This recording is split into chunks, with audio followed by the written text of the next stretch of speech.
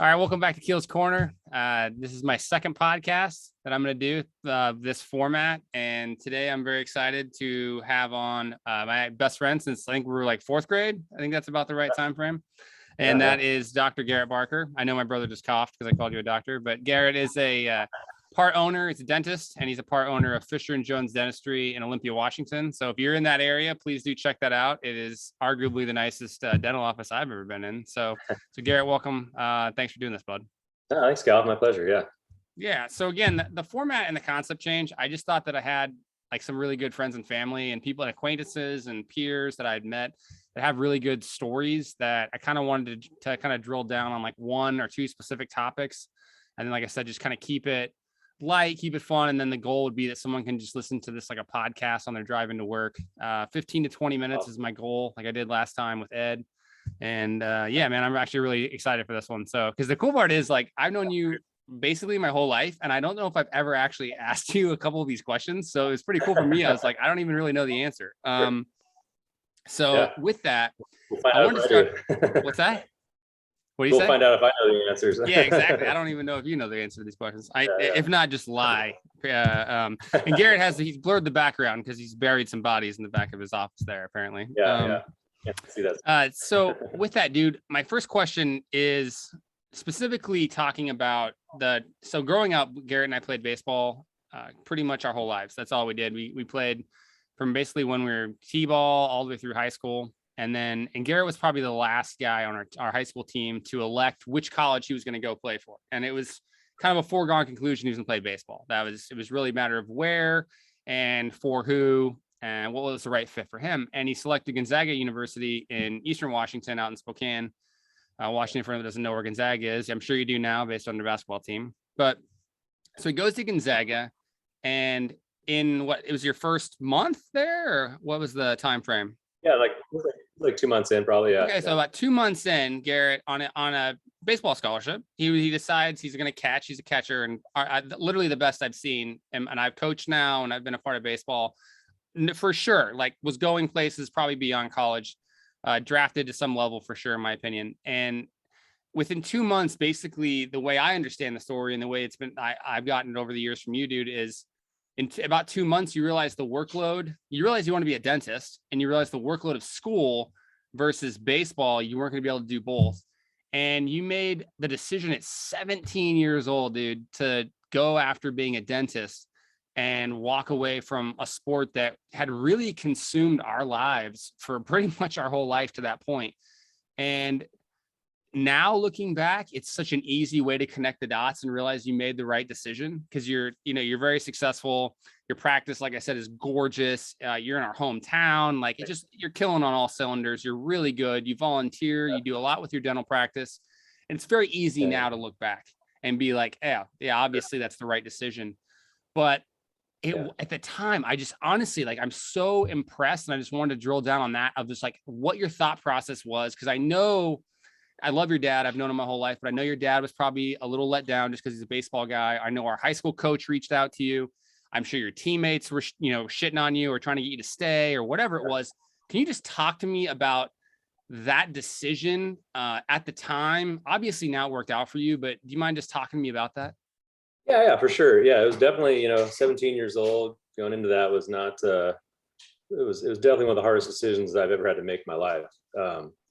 Yeah, and you're right. Looking back on it, you can go, yeah, I definitely made the right choice, and I definitely am happy with the choice I made. Of course, I feel like I'm in a good spot in my life, and I'm happy with how things have ended up at this point. But yeah, and just to kind of backtrack a little bit, at first, in high school, I really started getting like really excited about sciences. I remember I had a biology class.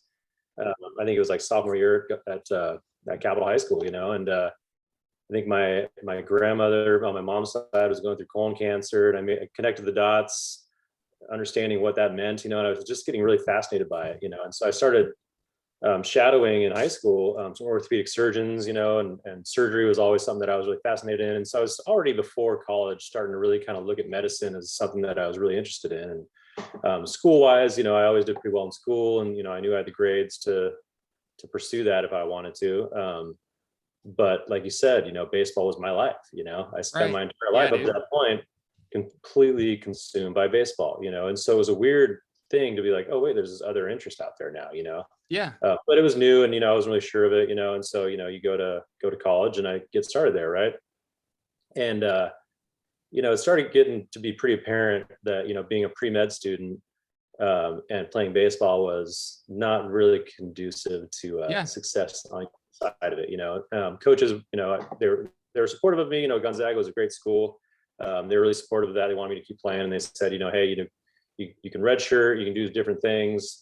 They didn't really want me to redshirt, of course, but they're like, they were supportive of that. They said, you need to just take a lesser class load.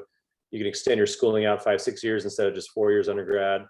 And I just didn't like that idea, and I just really was like, I'm kind of one of those people that just wants to get going and do things, and putting things off to the side. I just didn't like the idea of that.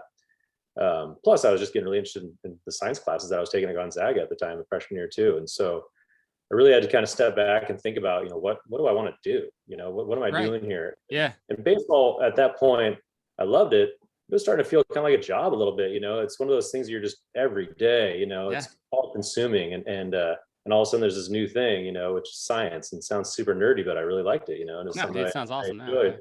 Yeah. And so I just, at first I was thinking, maybe I can swing it, maybe I can figure this out and do it, but it just wasn't going to happen. It just was one of those things where I had to make a choice. And I think, it just came down to what I was feeling most passionate about at the time, and for me, if there's something that I'm passionate about, that's what my effort's going to be going towards. Awesome. And so once I knew that I wasn't as into baseball anymore, I knew that I wasn't going to put everything into it.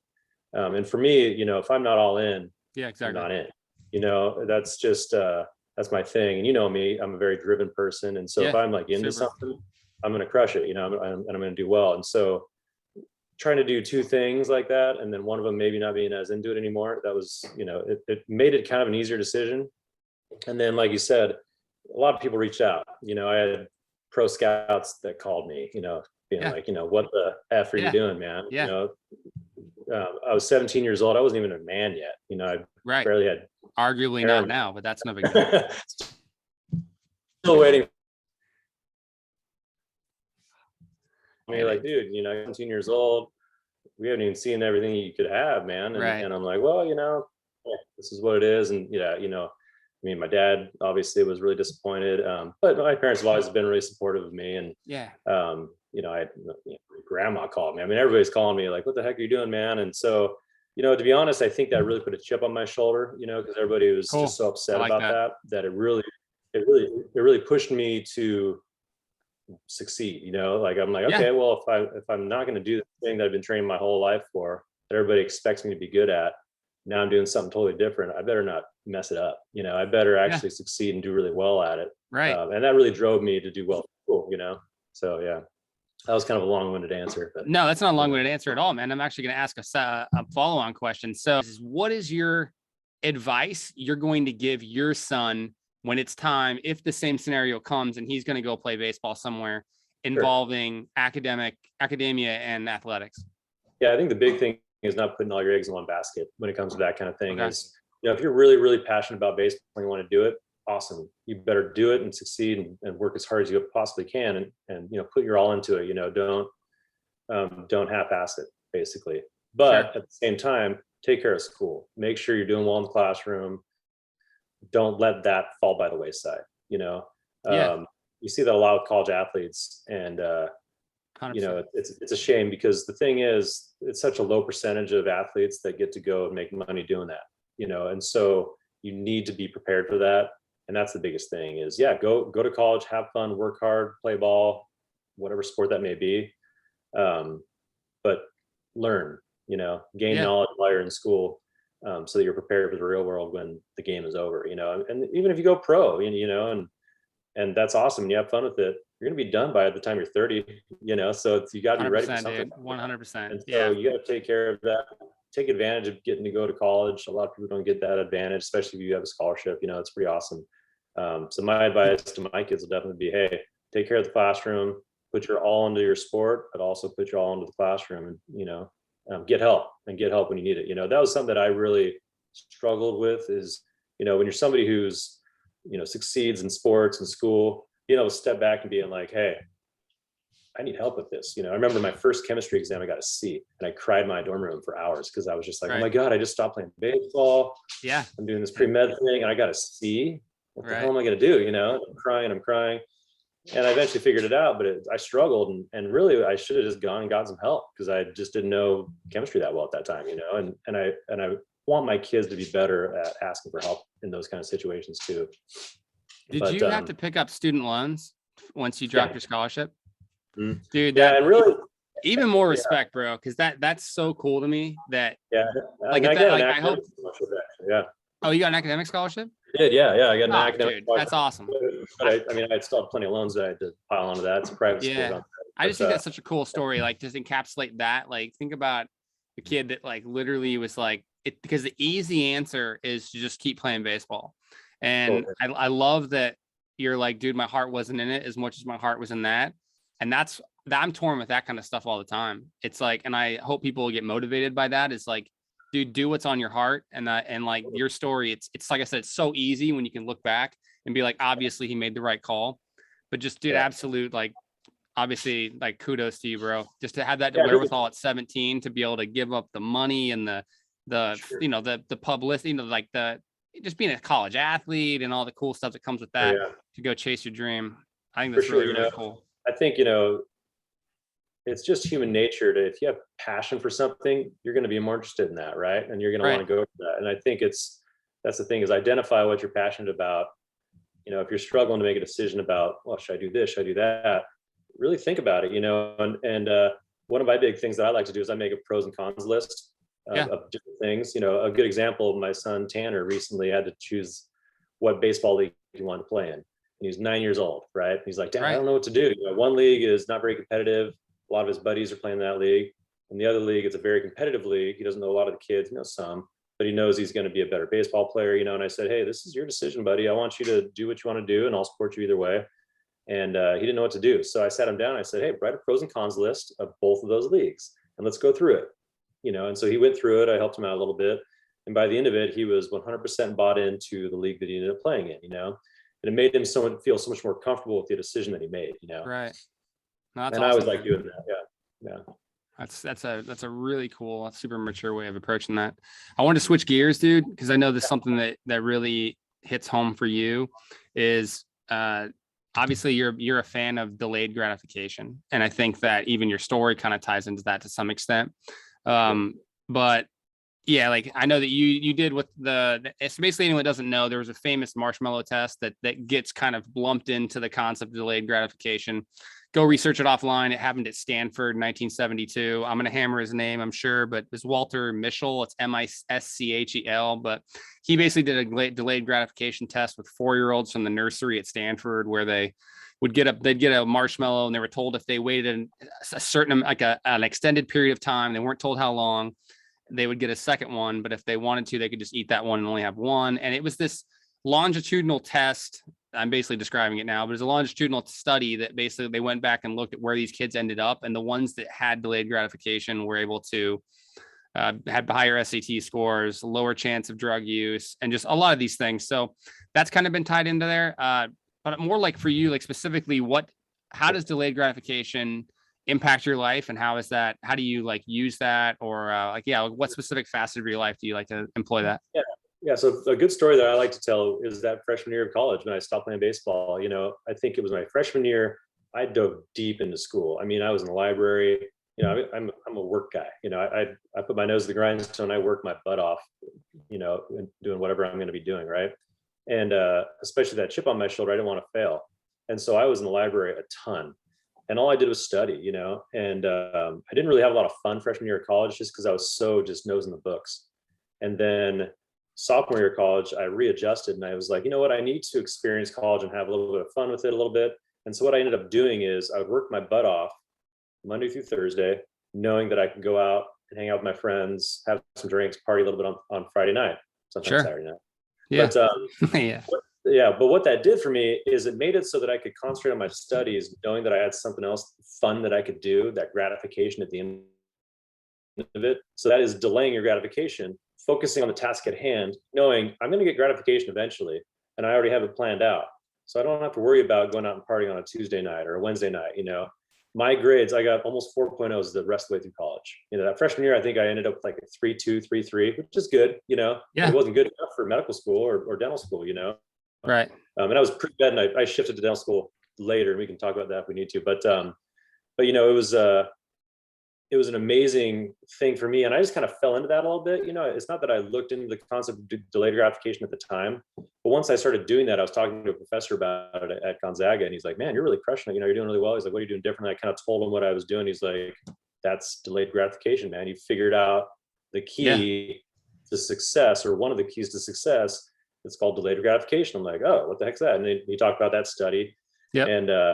And you know, and I've always kind of lived that way, or I try to live that way. I think sometimes, you know, as you get older and you're just kind of in the rigmarole of like your 9 to 5 and whatever you've got going on, you know, there's not as much of that going on. But especially when you're trying to do something or be successful at something, that delayed gratification concept really worked well for me. And that study is interesting because, you know, I was looking into it a little bit too, and they kind of disproved it a little bit. You know, the study. Yeah, dude. So I've done it. I went down that rabbit hole pretty far. So they did kind of try and disprove it. Where I think that they even brought back Walter Mitchell, and then he died during the rehack of the study. They basically did a restudy in 2018. But what I thought was super cool, dude, is University of Rochester basically did another study on delayed gratification, and the whole concept was just that they basically proved that you could train that behavior. Like if you taught your children delayed gratification, like, hey, let's not click on Amazon right now and buy that toy, that if we go do X, Y, or Z, but then you actually go come through and you do get them the outcome that you promised them, that their mind will actually be trained to be like, oh, you know, when someone says something, they mean it. Therefore, like the benefit of doing it equaled something. And they kind of just disproved this concept. Like I said, if it was either inherent, you either ate the marshmallow or you didn't, you either had it or you didn't have delayed gratification. And they were basically saying, no, it's totally a learned behavior that you really, it's based on the environment you're in. Yeah, I think the study in 1972 was flawed just because they didn't look at the socioeconomic background of the kids that were doing exactly. They were just looking at what they were doing with marshmallow. But yeah, there's a school in Harlem, I think, a while back, and the kids would walk around with a pin on them, and it said, "Don't eat the marshmallow." That's awesome. And it was this you know, disadvantaged youth, majority African American kids in Harlem, and I think it's become the school that is sought out to go to now because majority of the kids go to college. Cool. And they teach these kids the entire concept of delayed gratification. They use the marshmallow test as an example. It's easy for kids to relate to marshmallows, right? But they wear a pin, it says, "Don't eat the marshmallow." That's it's super to remind cool. them delayed gratification, you know, and I just love that kind of stuff. And I think, you know, I took that video of Brooks when he was 4, you know, and we can put a link on right now if you want to, so people can check out that video. But what's cool about it is actually a class at UW, that a psychology class that played it, I guess. That's super cool. Yeah, I'll put the link. I'll put it down in the description for anyone that wants to watch it. He did. Lastly, dude, I asked the same question to Ed. I just like legacy. Like if when you're gone and, you know, your kids look back on you, or you look back on your life, like what do you want people to think of when they think of Garrett Barker? Like what is your legacy that you want? Yeah, you know, you sent me this question ahead of time. That was probably the hardest thing for me to think about, you know, because it's not something I've honestly thought a lot about. I think, you know, for me, like, you know, kindness is big for me, you know, and being like just compassionate and sensitive with people, and just making sure that, you know, no matter what, you know, I keep an open mind with everybody that I meet. I grew up with my brother, Dustin, who you know very well, who's mentally handicapped. And, you know, I hung out a lot around people who were like him in Special Olympics specifically. And I've never been around a happier group of people than those people. And when you think about that, it's really interesting. You know, there's so much, I mean, you know, being a doctor, I see what medications people are taking. By far, antidepressants are the most common drug that people take right now, you know, and there's just a lot of mental health issues. People are unhappy. Then you go to Special Olympics and you see all these athletes that have everything to be unhappy about. Sure. They're the happiest people I've ever seen, you know, and it really puts things in perspective for you when you think about that. And it's just like, I think that for me is the legacy I want to leave, is just be happy in the life that you have, you know, find happiness in what you can, work hard for what you want, you know, don't be afraid to fail, you know, those are all things that I just really try to embody. You know, Yeah. and I hope that when I'm gone, my kids can think of me and they'll think of those kind of things, you know?